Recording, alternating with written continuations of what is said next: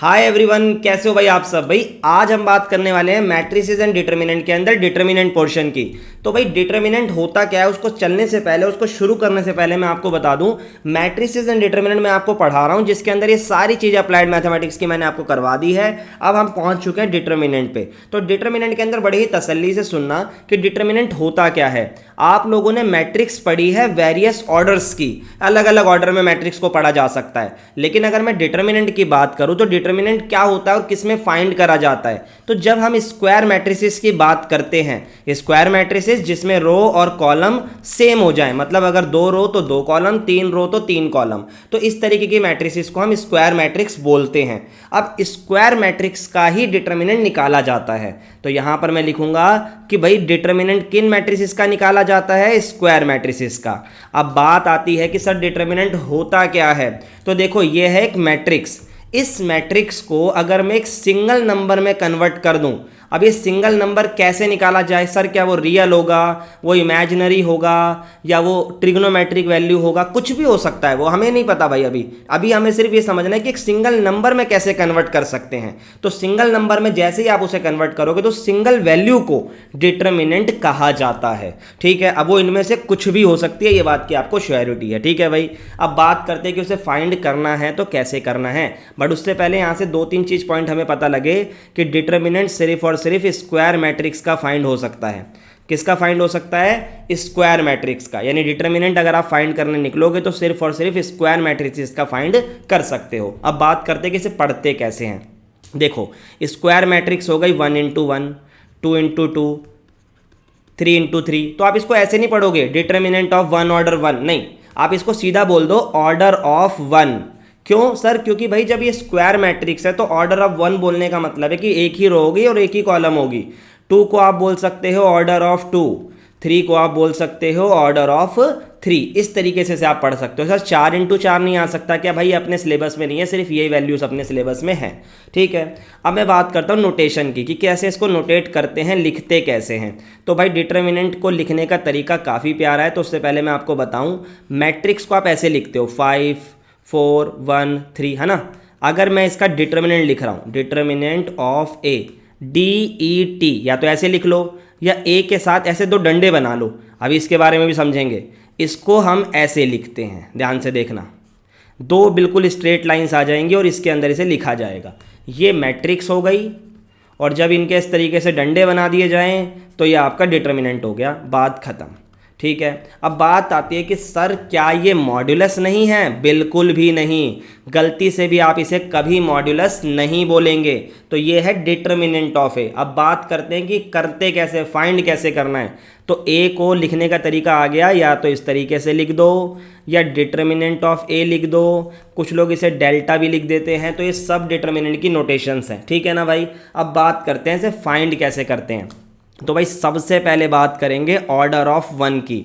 सारी प्रॉपर्टीज बताऊंगा बट पहले डिटर्मिनेंट को सॉल्व करना सीखना है हमें आज। तो भाई ऑर्डर ऑफ 1, ऑर्डर ऑफ 1 कैसे सॉल्व करते हैं। देखो भाई ऑर्डर ऑफ 1 की अगर मैं आपसे बात करूं तो यहाँ पे मान लो आपने एक मैट्रिक्स लिखी ये 5, ठीक है, वहीं आपने एक मैट्रिक्स लिखी -3, वहीं आपने एक मैट्रिक्स लिखी जिसके अंदर आपने लिखा sin थीटा। तो इन सब का जब आप डिटर्मिनेंट फाइंड करने चलोगे, ए का डिटर्मिनेंट तो सिर्फ 5 आएगा, बी का डिटर्मिनेंट -3 आएगा, मतलब जो वैल्यू है वही आ जाएगी क्योंकि ये तो ऑलरेडी ही सिंगल एलिमेंट है, बिल्कुल, और सी की वैल्यू आ जाएगी sin theta. This is very simple. अब इसमें इंपॉर्टेंट क्या है और अलग क्या है, देखो भाई, अब ऑर्डर ऑफ 2 पे चलने से पहले थोड़ी सी इंपॉर्टेंस ऑफ डिटर्मिनेंट को समझते हैं और इसको क्यों सीखा जाता है वो सुनते हैं। भाई देखो डिटर्मिनेंट को करना इसलिए ज़रूरी है क्योंकि आप लोगों को ना इक्वेशन कराई जाएगी, मतलब इक्वेशंस को सॉल्व कराया जाएगा। जो 10th क्लास में आप एलिमिनेशन मैथड, सब्स्टिट्यूशन मैथड से सॉल्व करते थे ना, उसको करने के अब और नए मैथड आ गए हैं, matrix method, Cramer rule, Gauss Jordan method, ये अलग अलग मैथड हैं। आपके सिलेबस में जो है वो मैं पूरे करवाऊंगा, उसकी दिक्कत मत लेना। अब बात करते हैं इन मेथडों में इसका क्या रोल है। भाई वो मेथड मैट्रिसेस और डिटर्मिनेंट दोनों से मिलकर बनते हैं। फॉर एग्जाम्पल अगर मैं आपको बताऊं तो आपने इक्वेशन ऑफ सिस्टम में 3 तरीके की लाइनें पढ़ी होंगी। एक आपने पढ़ी थी इंटरसेक्टिंग लाइनें। सर इसको थोड़ा और डिटेल में बताओ, ये आगे जाएगा बिल्कुल, अभी जब आगे टॉपिक आएगा ना इक्वेशन ऑफ लाइन का तब इसको और बेहतर तरीके से बताऊंगा, अभी बस इसका ओवरव्यू समझो। पैरेलल लाइन है ना, कोलिनियर लाइंस, तो इन सब लाइनों में सॉल्यूशन कब फाइंड होता है? ऑब्वियस सी बात है सर, यूनिक सॉल्यूशन तभी निकलता है जब हमारी लाइनें क्या होती हैं? इंटरसेक्टिंग। तो इंटरसेक्टिंग का मतलब होता था A1/A2 और B1/B2 एक दूसरे के बराबर नहीं होने चाहिए। याद है ना ये बात? तो उसी से आपकी यहाँ पे प्रॉपर्टी कुछ क्रिएट होगी। सर कैसे होगी ये बता दो भाई, अभी थोड़ा सा रुको, सब समझ में आने लगेगा। ठीक है, यहाँ तक मेरे हिसाब से कोई डाउट नहीं होना चाहिए। बिल्कुल। अब अगर मैं इसी चीज़ को ऐसे सॉल्व करूँ, जैसे A1 को B2 से मल्टीप्लाई कर दो और B1 को A2 से मल्टीप्लाई कर दो। अब ये प्लस का इधर आके क्या हो गया? माइनस हो गया। अब ये 2 ऑर्डर की मैट्रिक्स थी तो इसलिए इसी तरीके से हो गया। फिर 3 ऑर्डर की मैट्रिक्स में भी यह अप्रोच लगेगी। तो इस तरीके से वर्क करती हैं चीज़ें। एक्चुअल में यही डिटर्मिनेंट की वैल्यू बनता है। अब ये कैसे बनेगा ज़रा इसको समझते हैं अगले पॉइंट में। उससे पहले मैं बता दूं, जो भी मैं क्लास लूँगा ये हमारी ऐप पे भी आपको मिल जाएगी और आप लोगों को इसकी प्रैक्टिस शीट भी मिल जाएगी।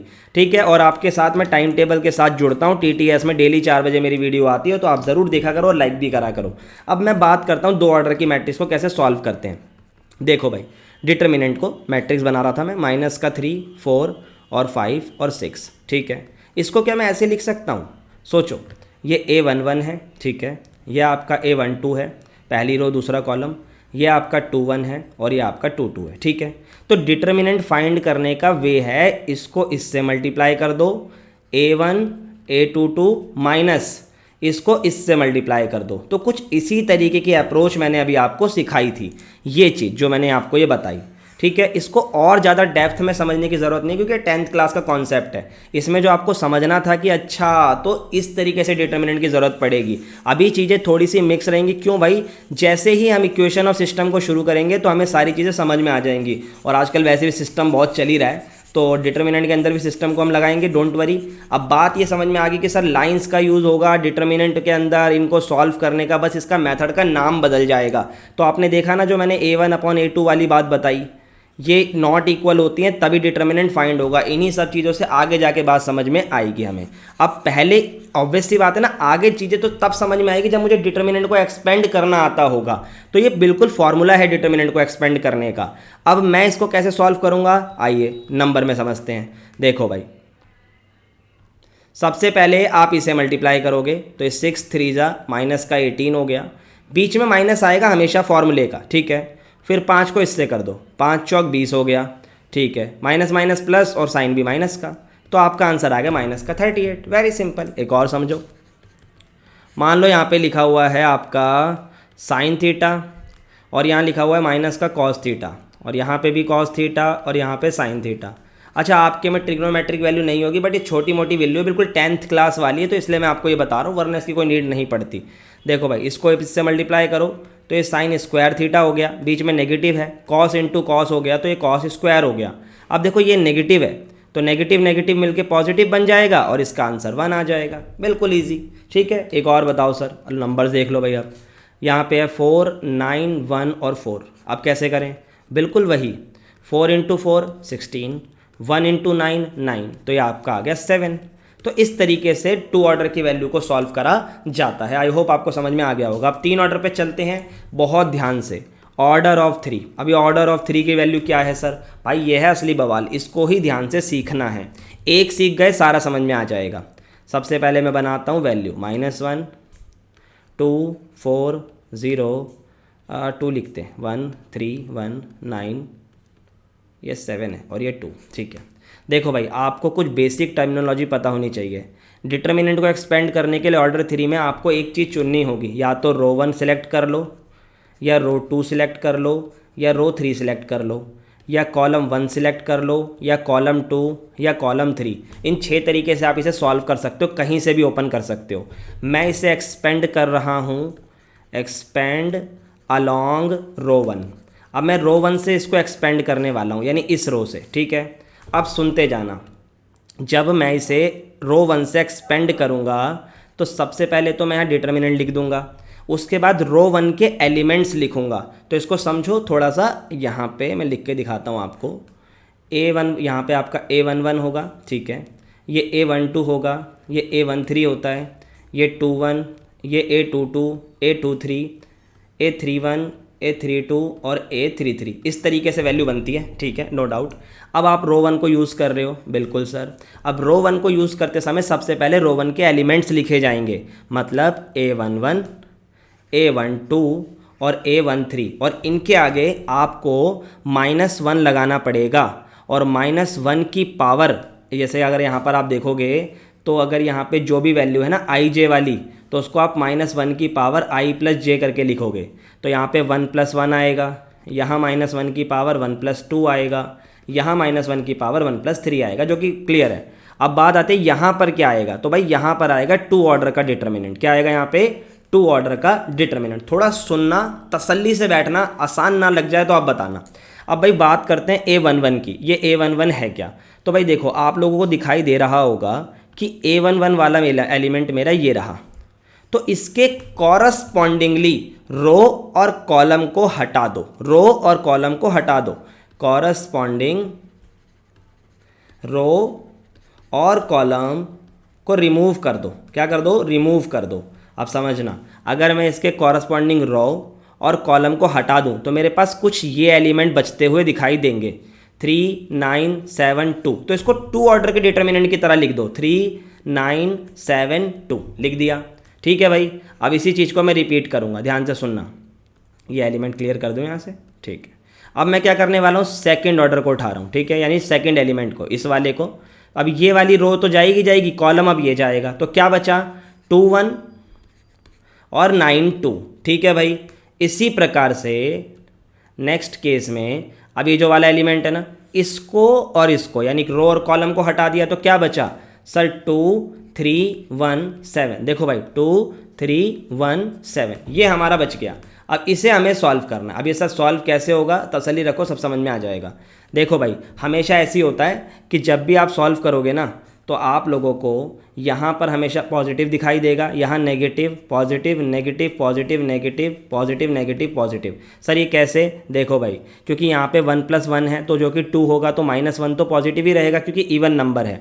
यहाँ देखो 1 + 2 है 3, यानी ऑड नंबर है, -1 की पावर ऑब्वियस सी बात है माइनस आ जाएगा, और -1 की पावर 4 है, तो ये भी वैल्यू प्लस में आ जाएगी। तो जनरली ये बीच वाली वैल्यू को ही माइनस करना होगा। तो अब बताओ पहली वैल्यू क्या है? सर पहली वैल्यू -1 है, जो है वही आएगी, नो चेंज। और डिटर्मिनेंट की वैल्यू अभी मैं ऐसे ही लिख रहा हूँ, सॉल्व बाद में करूँगा। 1 2 वाली एलिमेंट बताओ कितना है? सर 2 है, लेकिन इसके आगे माइनस लगेगा क्योंकि ये माइनस है। सपोज 2 नेगेटिव होता तो वो पॉजिटिव हो जाता, क्योंकि पहले से भी एक माइनस है, तो इसका ध्यान देना है। फिर ये 2 9 1 2 हो गया। अब ये -1 है तो ये तो प्लस हो जाएगा। 1 3 वाला एलिमेंट कितना है? सर 4 है, ठीक है, 2 3 1 7, ओके। अब इसको सॉल्व कर दो, -1 3 2 जा 6, 7 9 जा 63, ये अभी सीखा है हमने। ये देखो 2 दूनी 4, 9 एकम 9, ठीक है, 7 दूनी 14, 3 एकम 3। इसको सॉल्व कर दो भाई। अब ये आपका कितना आ जाएगा? सर ये आपका आ जाएगा 57, ओके।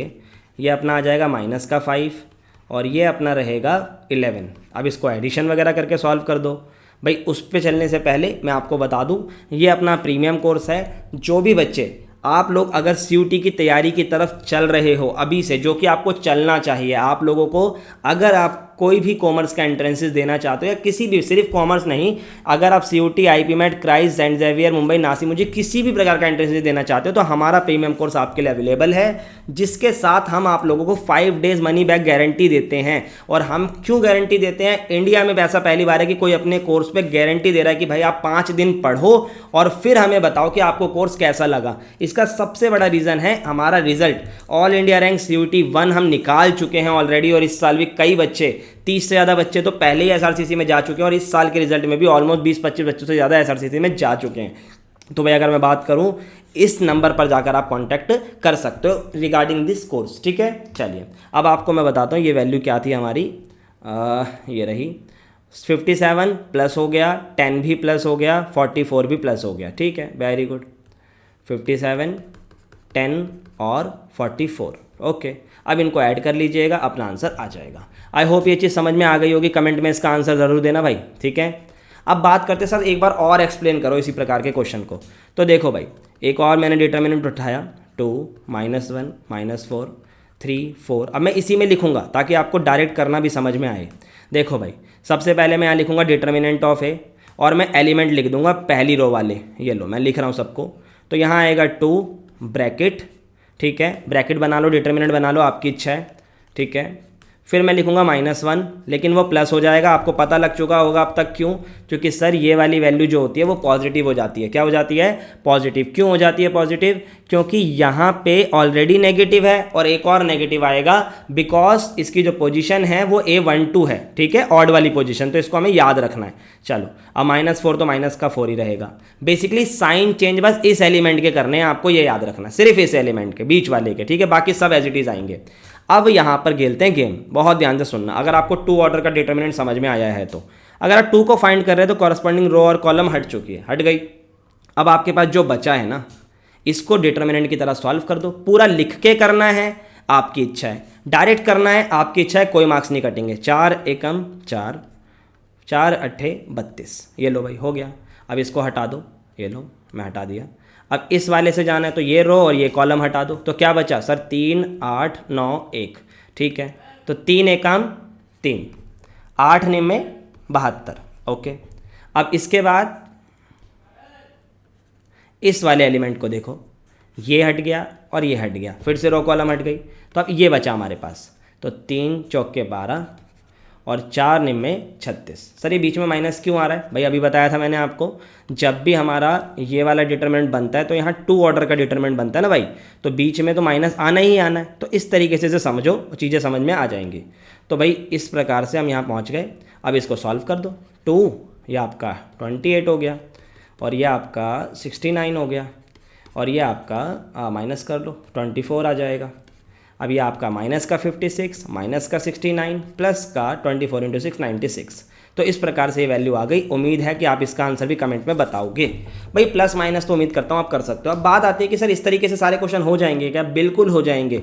नेक्स्ट क्लास के अंदर मैं इसकी प्रॉपर्टीज़ करवाऊंगा, तो उम्मीद है कि इन क्वेश्चनों की प्रैक्टिस आप कर आओगे। जो आपको मिल रहे हैं, आपकी बुक्स में भी क्वेश्चंस होंगे, अच्छे से प्रैक्टिस करनी है। बुक में ना मिले तो आप हमारी ऐप पे जाके से डाउनलोड करके सॉल्व कर सकते हो। नेक्स्ट क्लास बहुत इंपॉर्टेंट है, टाइम पे रहिएगा, क्योंकि प्रॉपर्टीज़ पढ़ाऊंगा और प्रॉपर्टीज़ सबसे ज़्यादा इंपॉर्टेंट होती है इसके अंदर। ठीक है भाई, आज के लिए इतना ही, मिलते हैं नेक्स्ट क्लास में। क्या कह रहे हो, एक क्वेश्चन और करा दूँ क्या? चलो एक और करा देता हूँ, आ जाओ। कोई बात नहीं, बच्चों की डिमांड है, करवा देते हैं। देखो भाई, अगर मान लो इस प्रकार से क्वेश्चन आ जाए 5 4 3 2 और यहाँ आ जाए x 6 4 और ये आपका 2, तो आपको x की वैल्यू बतानी है। कैसे बताओगे? ठीक है, बहुत इजी है सर, सिंपली सॉल्व कर देंगे हम तो इसे। 5 3 जा 15, 2 4 जा 8, 2 × x और 6 4 जा 24। ठीक है, अब ये आपका 7 हो गया, माइनस का 24 इधर आके प्लस का हो गया। ठीक है, ये आपका कितना हो गया 31, तो x की वैल्यू कितनी आ गई 31/2, तो ये आपका आंसर हो गया। तो इससे आसान कुछ हो सकता है क्या? नहीं सर, अब तो इजी लग रहा है, और जितना ज़्यादा इजी लग रहा है उतना ही अच्छा है, क्योंकि डिटर्मिनेंट हमारा प्यार है, उसे अच्छे से निभाना ही पड़ेगा। ठीक है भाई, चलिए। तो भाई जाने से पहले अगर वीडियो पसंद आई हो तो चैनल को सब्सक्राइब करिए, वीडियो को लाइक करिए और कमेंट में अपने आंसर ज़रूर बताइए इस प्रकार के क्वेश्चंस का। और एक इस क्वेश्चन का भी मुझे आंसर बताना भाई आप लोगों का कितना आया, ताकि मुझे पता लगे कि भाई बच्चा पढ़ रहा है या नहीं पढ़ रहा है। इसका आपको बताना है कि इसको सॉल्व करना पॉसिबल होगा, और अगर पॉसिबल होगा तो x की वैल्यू बताओ, और नॉट पॉसिबल है तो भी बताना है। तो इसको कोशिश करके कमेंट में इसका आंसर देंगे। ठीक है बच्चों, मिलते हैं नेक्स्ट क्लास में। आज के लिए इतना ही, बाय बाय।